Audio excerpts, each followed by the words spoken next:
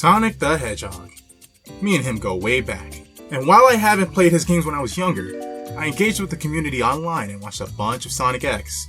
As I grew up during the 2010s, I noticed Sonic going through one of the roughest patches a franchise could go through, with stuff like Sonic Lost World, Sonic 4, Sonic Boom. Oh god, not Sonic Boom. Sega, how could you? And lastly with Forces. It was the final nail in the coffin for a lot of people, including me. Sonic just wasn't good anymore and we had to face the facts. But suddenly, the movie happened. A live-action Sonic movie? How could that ever work? Oh, I see. It wasn't gonna work. It wasn't gonna work. With that design, that is. After everyone proceeded to completely shit all over the movie design, the movie got delayed, and then it finally came out to theaters and... it was alright.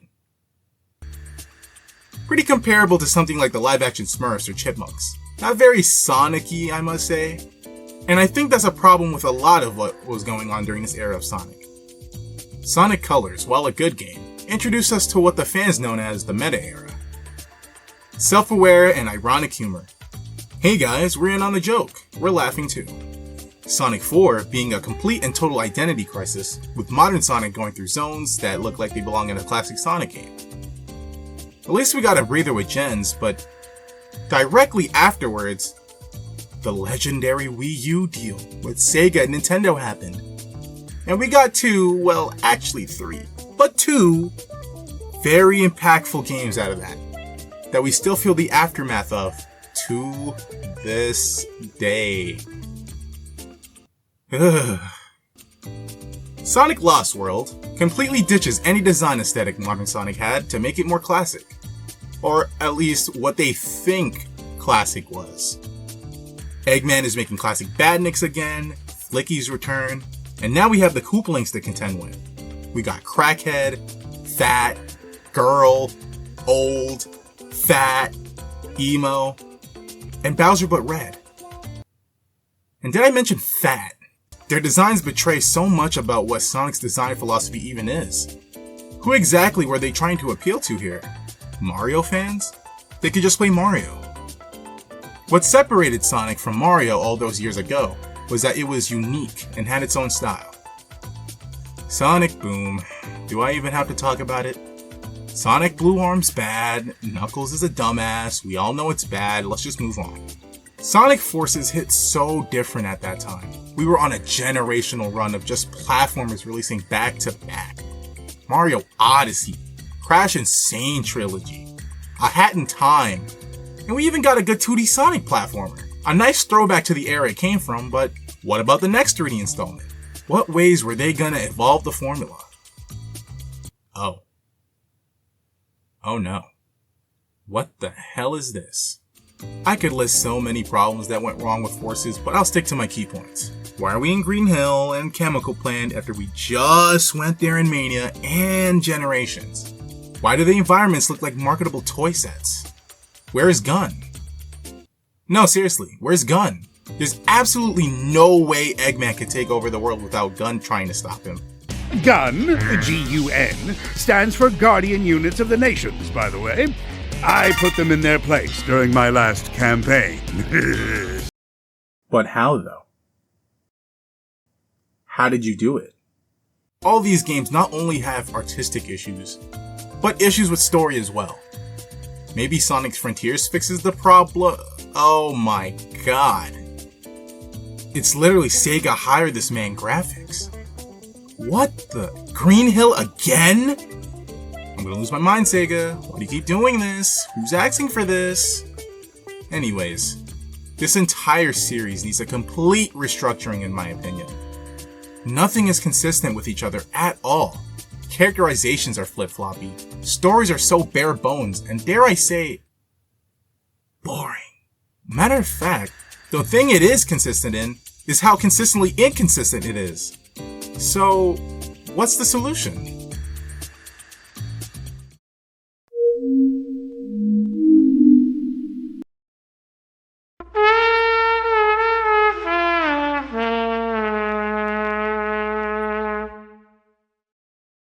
Before we do that, let's look at what we're working with. From the start, from the original conception of Sonic, it was created with a dreamlike world in mind. But as it got more games, it slowly started to become more realistic, which really came in tow with the modern shift, transitioning into more of a stylized realism.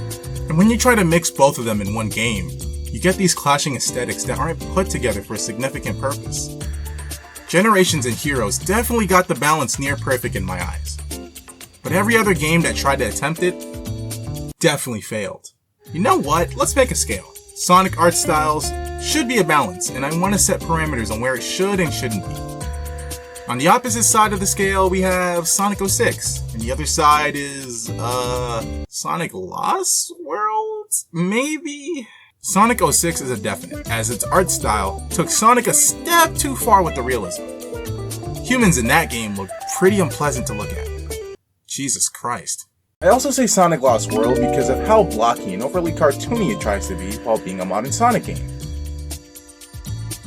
A modern Sonic game, huh? In the current state of the franchise, there are pillars of the Sonic brand. There are modern Sonic games, classic Sonic games, the Sonic spin-off games, the IDW comics, and the movie universe. The Knuckles show was good, by the way.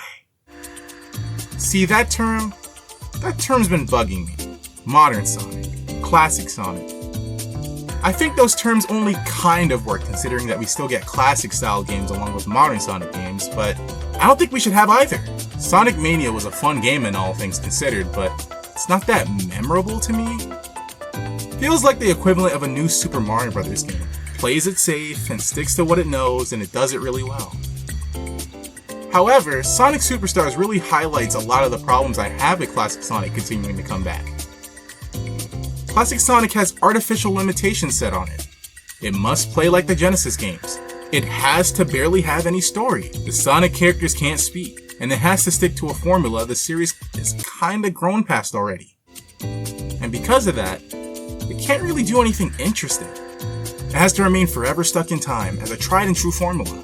Modern Sonic's limitations are even weirder. Characters deemed classic, like Mighty and Ray, don't appear in modern Sonic. But the games can constantly reuse classic zones. Modern Sonic is in a limbo, where it can't decide whether to have Genesis-looking zones as well as realistic settings. It just uses both with no aesthetic explanation. Very off-putting for sure. You wanna know who doesn't have this issue? Mario. Hello! I know. Mario compared to Sonic, what's new? Mario doesn't have a consistent world either, but what it does have is stylistic consistency.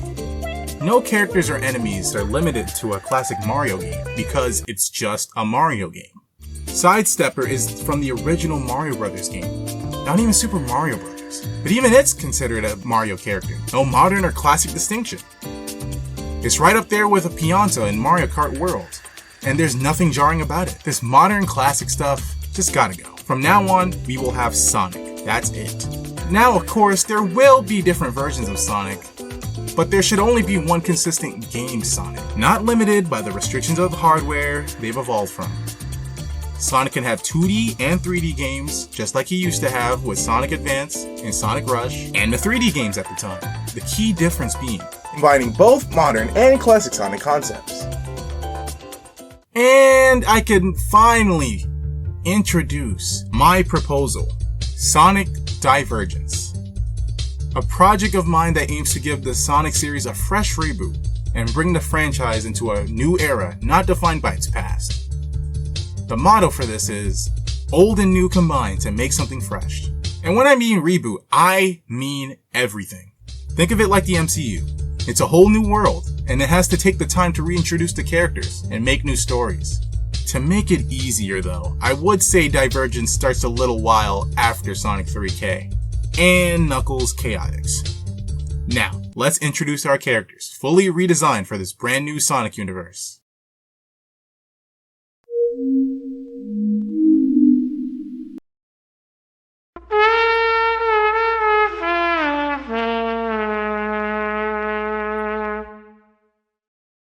It's hard to redesign characters I already deemed as perfect designs, but I like fixing what isn't broken, I guess. Now, let's start with Dr. Eggman, huh? Okay. This one was probably the hardest to do. Both Eggman designs are so good. So what could I do to really make it better? I decided to fiddle around with classic Eggman, as I wanted to start from the original.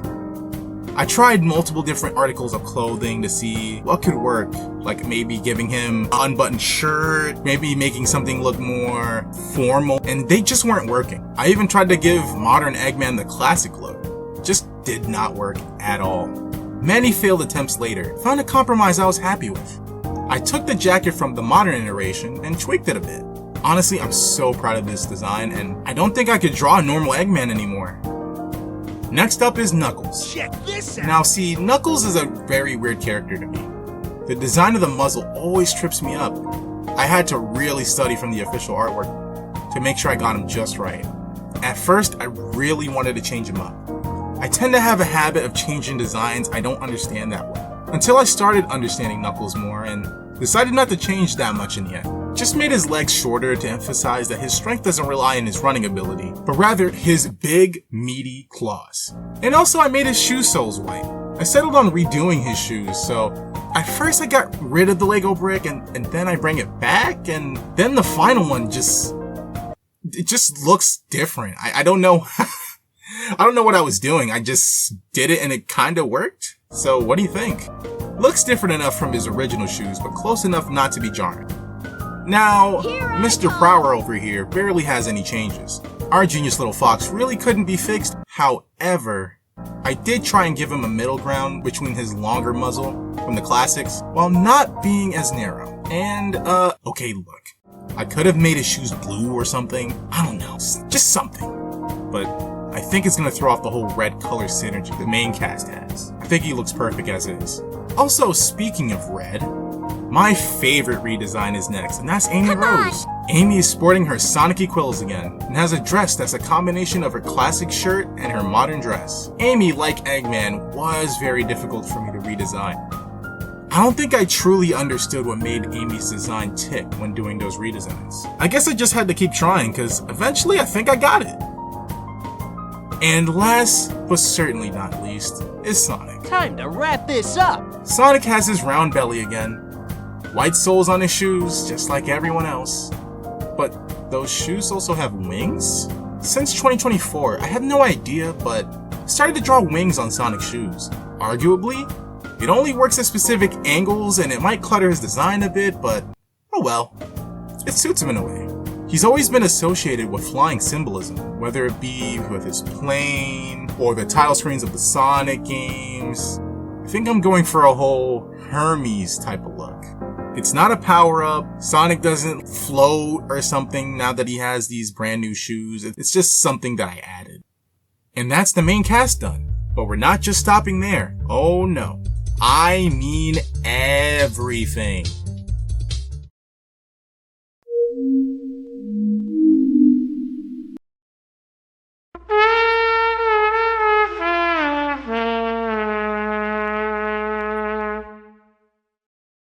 We're changing up the logos as well.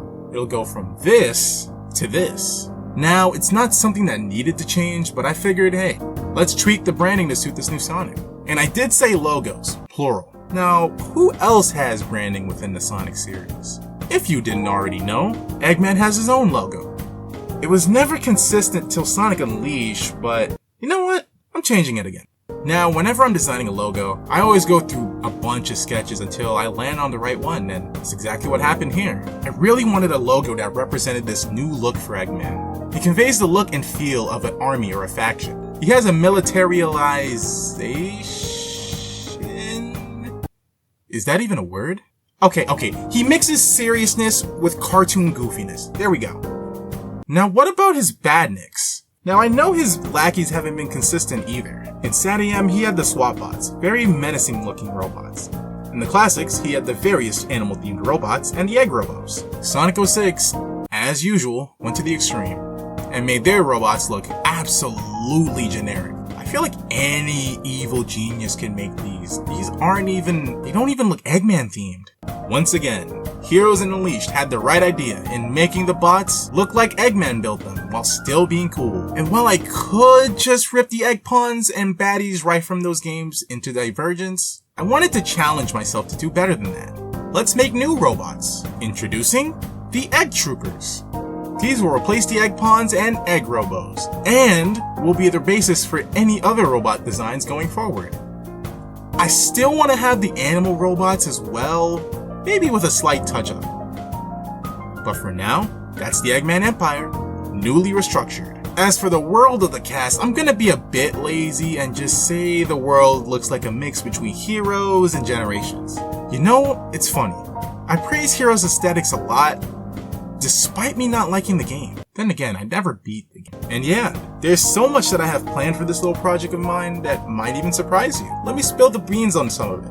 Remember how I said there are pillars of Sonic? There's Modern Sonic, Classic Sonic, and the Sonic spin-offs. Since there's just Sonic now, what would be the new pillars? Of course we'd still have the spin-offs, but how about instead of having modern and classic games, we have Sonic games along with character-focused games? I want to show you some of them. The first game up will be Sonic Clash. Sonic Clash would be a 3D action platformer starring Sonic, Tails, and Amy in a new location known as the Sun Snake Kingdom. We also have Knuckles Chaotix. No, not Knuckles Chaotix from the Sega 32X. While the name is the same, this game will be a reboot of that concept. And the last preview I'll give you is a Shadow game. It's untitled for now, but I'll give you a preview of his new design. Wow. Shadow has jaundice. Looks totally different, right? And that's just the beginning. There's more in store, but for now, that's all I have to share. Stay tuned for Sonic Clash, the game, to start off this brand new Sonic universe. Until then,